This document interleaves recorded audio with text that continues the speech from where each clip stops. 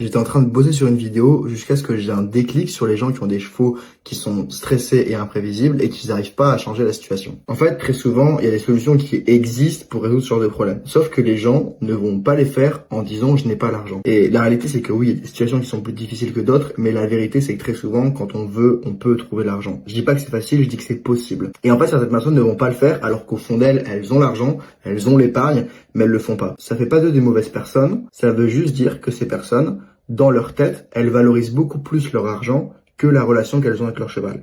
Et c'est pas grave, ça fait pas d'eux des mauvaises personnes. Mais ça veut juste dire que pour elles, dans leur tête, épargner de l'argent et garder leur argent, c'est beaucoup plus important qu'avoir un cheval qui est bien dans sa tête. Et beaucoup de gens disent en mode, non, mais moi, c'est vraiment, j'ai pas les moyens, alors que c'est faux. Genre, il y a forcément des gens autour de toi à qui tu peux demander, il y a forcément des objets dont tu sers plus, que tu peux revendre. Aujourd'hui, il y a plein de possibilités sur Internet, juste en passant quelques heures par semaine sur des trucs, tu peux générer un revenu secondaire. Et moi, j'ai plein de gens qui l'ont fait. Moi-même, je l'ai fait pour moi avant d'avoir mon entreprise. Et en fait, c'est là où on se retrouve face à autre chose, c'est qu'il y a deux types de mindset. Il y a les gens qui sont concentrés sur les problèmes et ceux qui sont concentrés sur les solutions. Si les gens sont concentrés sur j'ai pas l'argent et qui restent bloqués sur ça mentalement au lieu de chercher les solutions, en fait c'est normal qu'ils galèrent. Et moi j'ai envie de dire pauvre cheval, parce que le propriétaire en fait il fait pas tout ce qui est en son pouvoir pour vraiment l'aider.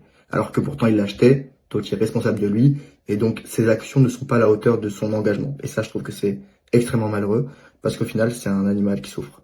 Donc toi aujourd'hui, si tu as un problème avec ton cheval et que tu essaies de te faire accompagner parce que tu dis j'ai pas l'argent, pose-toi sincèrement la question, est-ce que je valorise plus mon argent ou est-ce que je valorise plus la relation avec mon cheval?